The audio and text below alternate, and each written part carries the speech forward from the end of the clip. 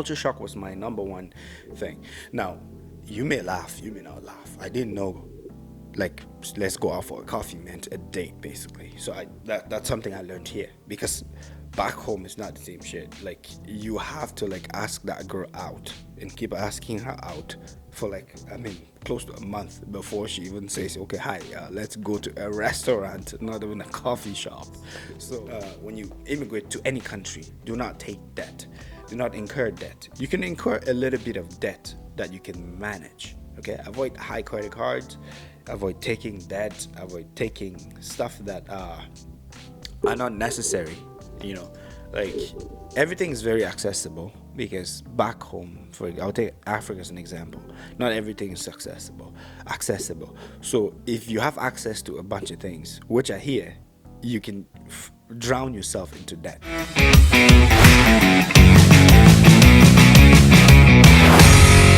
Ladies and gentlemen, welcome back to Kenne's Talk Show. You already know what time it is. Make sure to smack up that damn button, bell, and subscribe button, share with all your friends, family members, including every single person in your household. This is my life, and this is my story to Canada. Now, I immigrated to Canada about 10 years ago, and it was quite a difficult challenge for me. Living was just, I can say, a learning curve, because I came when I was very young, and I hadn't lived life in a certain way, or I hadn't lived life to the fullest back home before I got to Canada. Now, I'll be discussing with you the challenges that I had when I moved, as well as the things that I found really nice. Now, my goal was to study and then go back home, like study and then go back home. That was it. And then, like, bring my skills back home, whatever I studied in Canada. But I ended up liking the country, but for the taxes. I ended up liking the country, and I decided to stay. So this is my life. The very first thing that I was really welcomed with was culture shock. Now, culture shock is something that a lot of people experience when they move from either Europe, Asia, or Africa to here, that they experience. It's something that you cannot avoid. It's a learning process. It's a learning curve. But I always advise that before you leave your country, at least study some or do some research about the particular country that you are going to.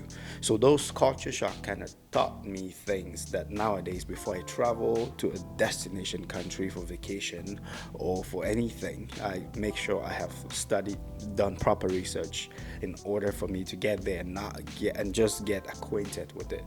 Now, living here, you get integrated to the system. You get integrated to the way they live, the way they talk, the way they do things, and the way they perceive people.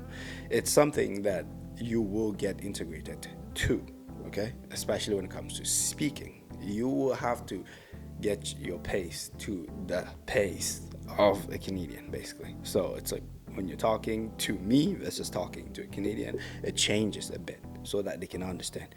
It's just for proper communication. It's not something that you're trying to show off or anything. You're just trying to communicate properly in order for them to understand. So the tone that I'm using to speak right now on a podcast or on a YouTube video is different from a tonality that I will use when I'm speaking to someone outside or a Canadian. So culture shock was my number one thing. Now, you may laugh, you may not laugh. I didn't know, like, let's go out for a coffee meant a date, basically. So that's something I learned here, because back home it's not the same shit. Like, you have to like ask that girl out and keep asking her out for like, I mean, close to a month before she even says, okay, hi, let's go to a restaurant, not even a coffee shop. So going out to Tim Hortons or going out to Starbucks is considered a date. I didn't know that. So that's something that I learned the hard way. So culture shock, that's one. Integrating with the system. Now, we all know everyone who goes from back home to here, because my reason for coming to Canada was to study. There are other people who immigrate into the country basically because they want to look for greener pastures. And coming over here looking for a greener pasture or a change of environment, or you just want to integrate into a different lifestyle and different system, you will come in with a lot of things. For example, there are lots of disadvantages that comes with that stuff or with that thing. Now, all this video, it's centered on the finance of you moving abroad or moving to Canada or immigrating to another country. It may not necessarily be Canada. It could be United States. It could be any country in Europe. If you're moving from US to Europe, if you're moving from Europe to US or Canada or North America, yeah, the points are valid and can apply to you. Or moving from Africa to Europe, Africa to Canada, Africa to North America, Asia to North America, North America to Asia. You still need to know these things in order for you to integrate properly and blend in smoothly with the people in that community and in that area.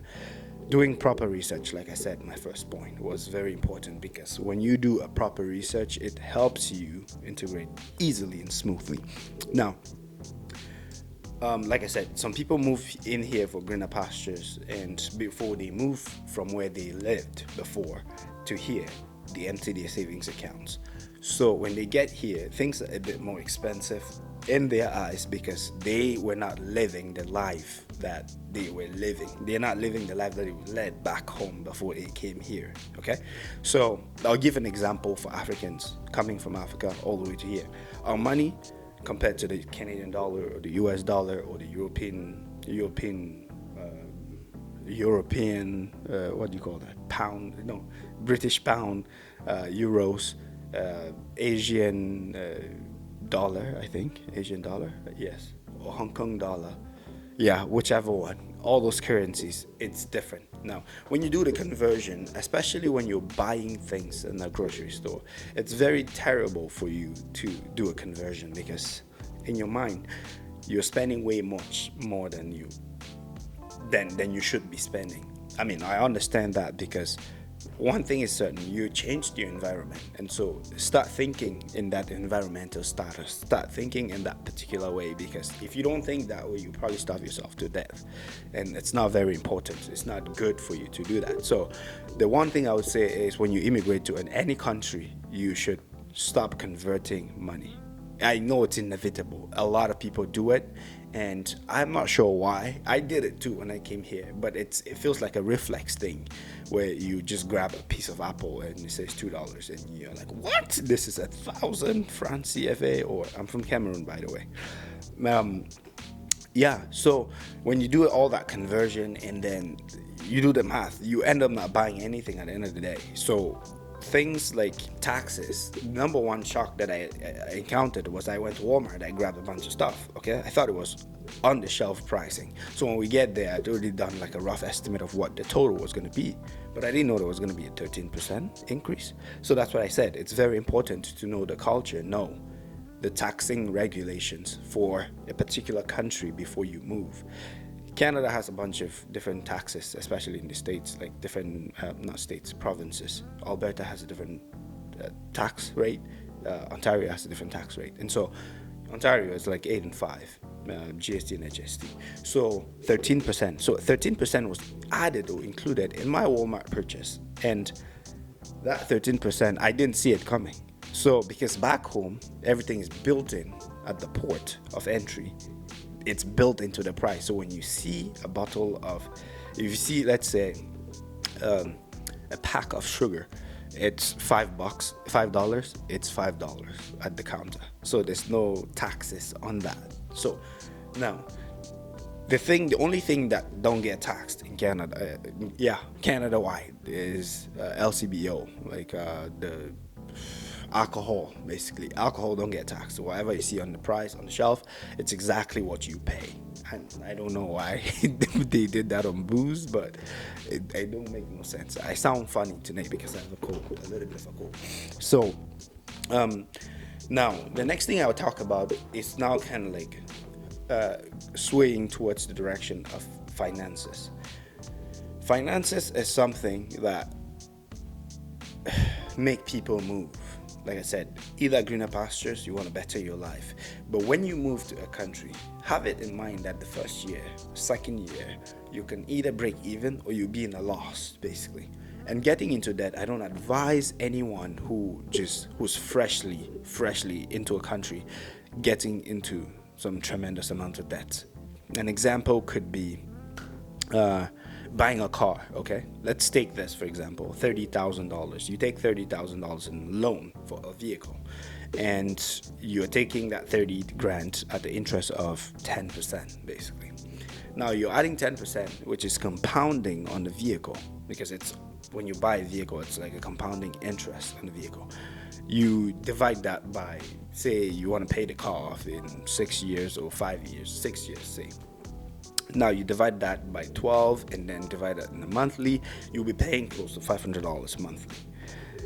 Now, having to pay $500 monthly on a vehicle, paying for insurance and paying for gas at the same time, and mechanics on the vehicle, say if you had an issue or whatever, that can come up to $1,000. Now you just freshly moved here and you're spending $1,000 on just vehicle.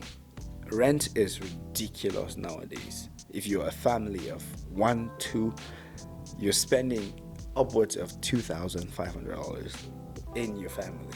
And then if you add that to your car, you're spending close to $3 grand in expenses already just for rent and vehicle.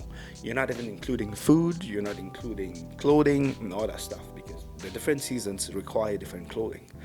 So spending $3,000 already for your household income of maybe $5,000, you're sitting with $2,000 basically. $2,000 is left. Say you and your wife both made $5,000. Or taking this at the minimum, the barest minimum, you and your wife both make $5,000. You're spending $3 grand already on a vehicle, and all that stuff.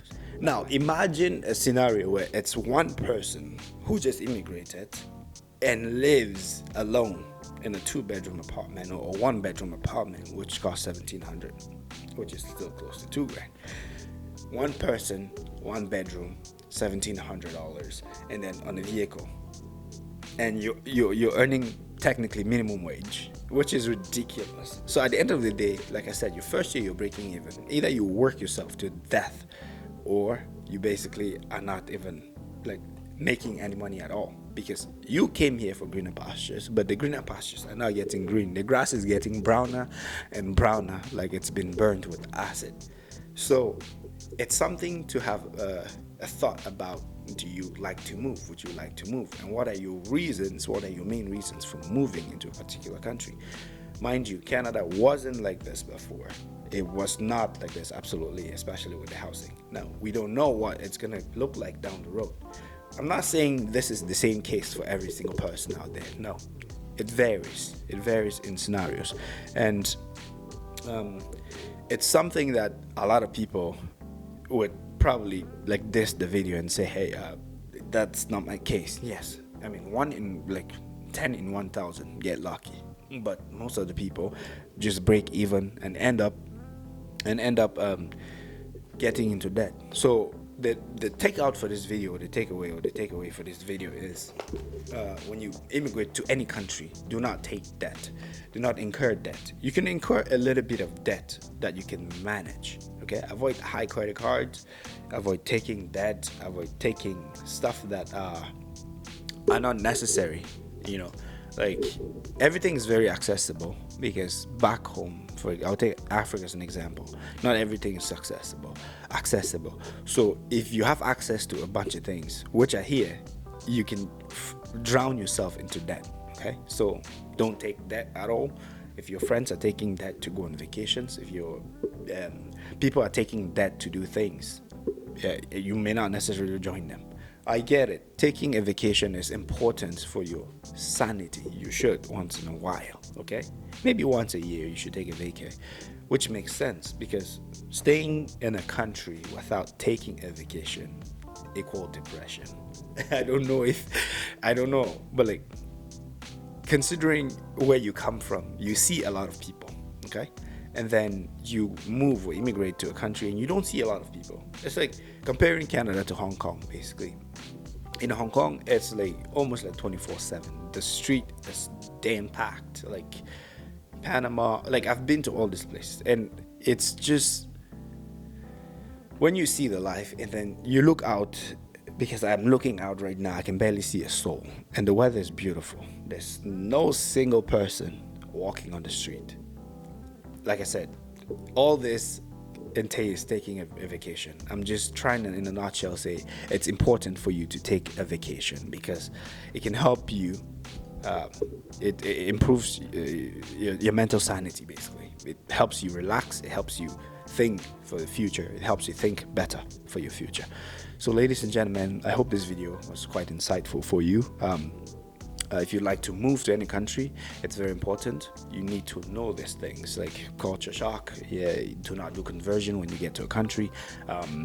Know the tax and regulations. Don't be embarrassed. Like, I went to Walmart, and that was the first thing. Like, I was like, well, I thought this is supposed to be like, I'm never arguing with the cashier. Like, I'm like, hey, no, this is how much it's supposed to be. Why are you no? And with a heavy accent too. Like, I was sounding like like, I don't want to say stupid, but I looked dumb when I was arguing, basically. So yeah, so culture shock. Look up the tax and regulations. Kind of study anything about the country before you move, and avoid debt. Now, my channel is basically finance, and this is where I should focus more on, which is the debt side of it. Do not take debt when you go into a new country, unless that debt makes you money. Don't take it. Because if the debt does not create you more wealth, do not take it. In another video, I can explain that, but I'll just give you a brief. If you take a debt for $10,000 and you're paying interest of $20 on top, if you're not making $40 on top of the 10 grand, do not take that debt because you cannot cover the interest. Ladies and gentlemen, hope you found this insightful. Make sure to smack up that bell and subscribe button. Share with all your friends, family members, including every single person in your household. I'm sorry for yelling at the mic, but I need to yell because I was told to yell at the mic so that you can hear me properly. That's it. Your boy Kenne is out.